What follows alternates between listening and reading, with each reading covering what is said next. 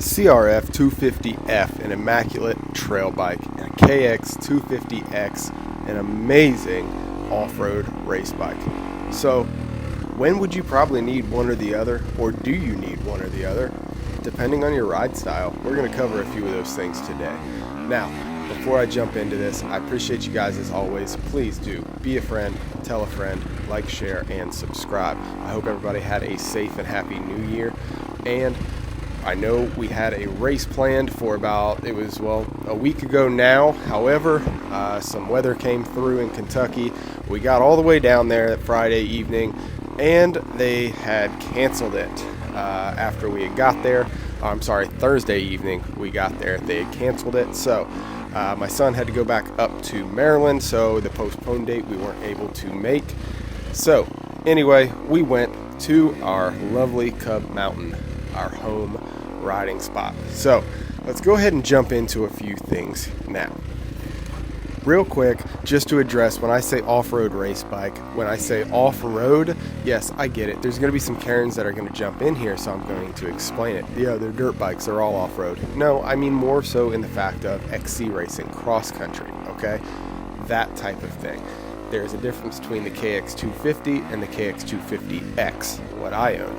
The off-road model. I have a video actually on that as well. I'm not speaking on terms of MX, motocross, SX, supercross, things like that. I am speaking specifically to our Hare scramble racers or trail riders here. So now that that's covered, let's get to the important stuff, which a lot of people have asked me. Why did you buy a race bike when you put so much time, money, and build effort into your CRF250F? And yes, I get it, but it's not going to be what you guys think.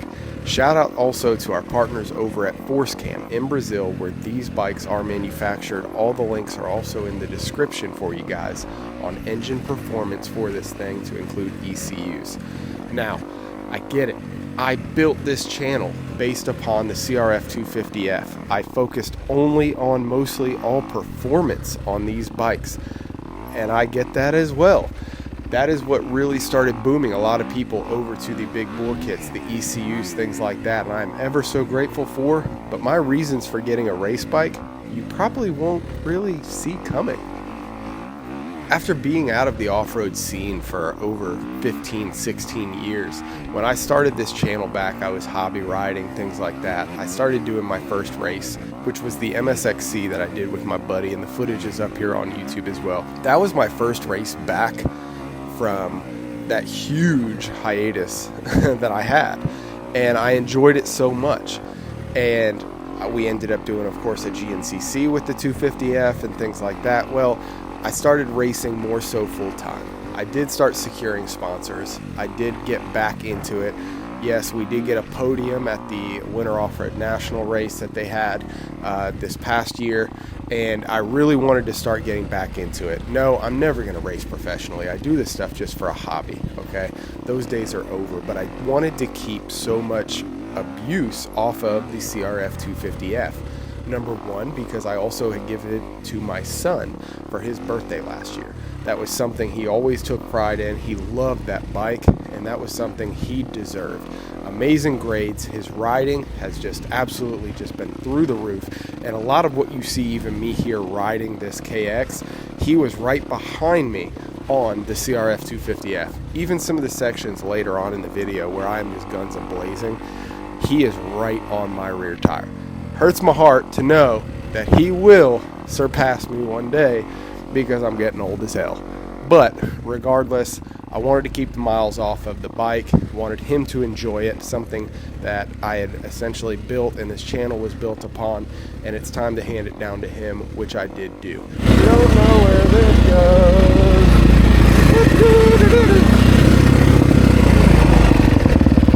This shit's a lot steeper than what it looks like on video. Oh shit.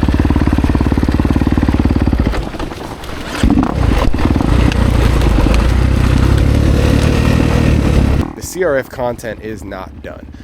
I really do miss going out on that 250F. the bike is still here. It is not going anywhere. It is not for sale. It has not been sold. So we will continue to do rides with this. My son will continue to race it. I will continue to do rides with it, just as I did with Rock Crusher at the end of last year.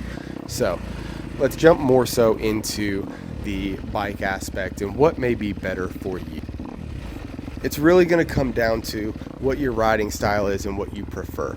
Yes, you can spend anywhere from $200 suspension wise up to $1,000 on the suspension of a 250F to get it to a race bike suspension standpoint, and what that comes with out off the showroom floor. I get it.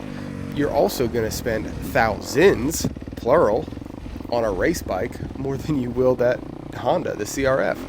But here's also another thing, is yes, performance-wise, I've got breakdown video of what I've spent on my CRF, and I will tell you it is still not what is into this Kawasaki. But $800 to $1,000 extra will get you a whole, big bore kit, just give you that extra oomph and power. But here's the problem that a lot of people have a tough time of understanding, is that when you spend this kind of money into the CRF, okay, you are dialing it in. I will repeat this. You are dialing it in to your specific wants and needs and to your exact setup that you want. When you buy something such as a race bike, you're not getting it dialed in for you. You're not getting, whether it be bar risers, or you're not getting, as far as your suspension, fully tuned or factory connection, setting it up for you either. You're not. What you're paying for is, of course, the race bike status is what you're paying for. So you're going to have to put money into the race bike as well. So when you do it with like a 250F and you're tweaking the suspension just a little bit, or doing these engine performance mods just to, get it up and going just a little bit quicker or have more spunk, which I'll tell you, the 275 and the 310 we've built, it has.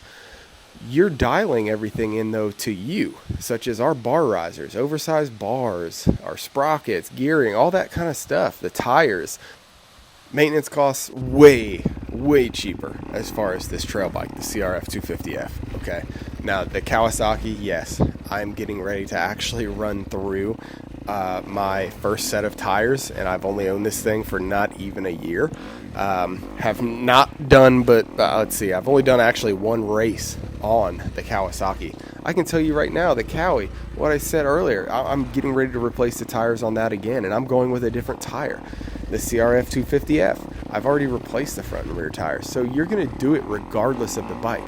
Do you want to spend thousands more for that extra spunk, or are you going to spend, we'll just go ahead and say maximum $2,000 extra on the CRF to get it dialed in, and that's seat cover, seat, everything, to your liking. So it's a big, what are your plans? What do you want to do with the bike?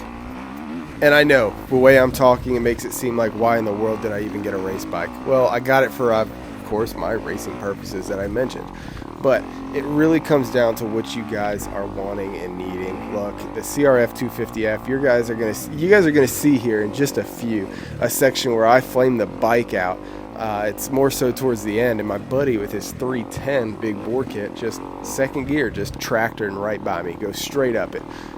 Rocks, ruts, it's a hell of a lot steeper than what it looks like on camera. Even my son got, caught up in it, but he went up no problem the second time. Me, I was holding on for dear life, damn near it. That thing, the race bikes just have so much spunk. I get it. They've got a lot of power. They're a hell of a lot taller. They are lighter, though. Yeah, well, I know the CRF, the 250F needs to go on a diet. Well, there's stuff out there that you can get that are going to lighten up your bike.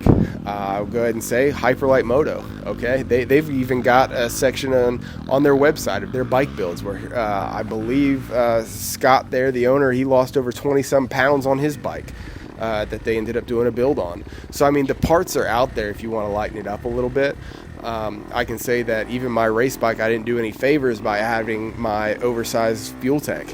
I'm probably sitting, if you lose 20 pounds on the CRF, you're probably sitting at about what the Cowie is weighing.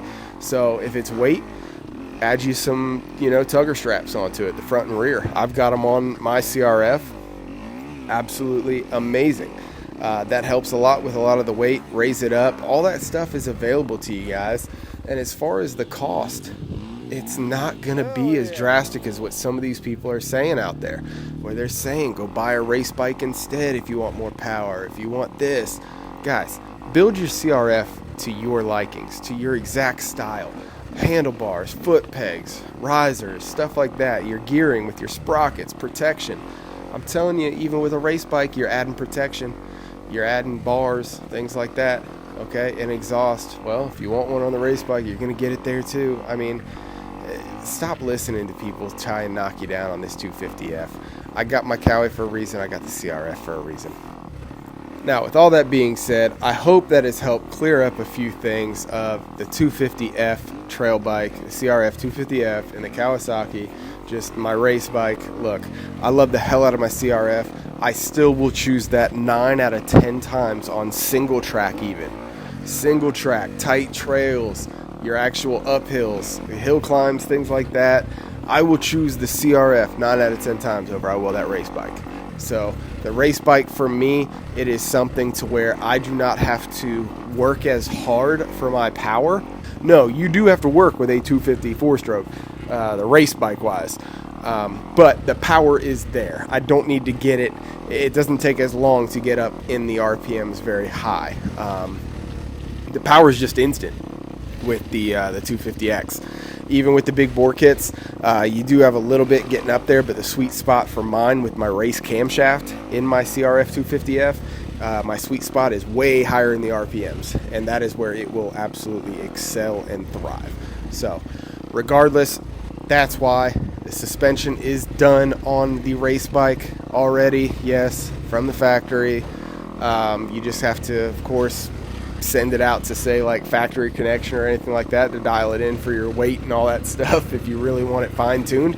And the CRF 250F, you're gonna have to end up, heavier duty front fork springs, maybe a heavy duty spring in the rear, maybe heavier weight oil in the forks, something like that. I mean, you're gonna have to do some work all around. So don't let anybody tell you what it is that you need to run or you should run. Base it off of what you're going to be riding, guys. That is my case in point here. Enough rambling.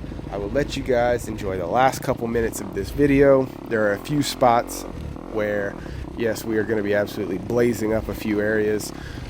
So I'll let you guys enjoy it. But case in point, I can't tell you guys what to get. Race bike or trail bike, the CRF 250F takes my vote 9 out of 10 times. If I was not racing, I would not own this Kawasaki that I own now. But we do. So here you are. Hope that answers everything.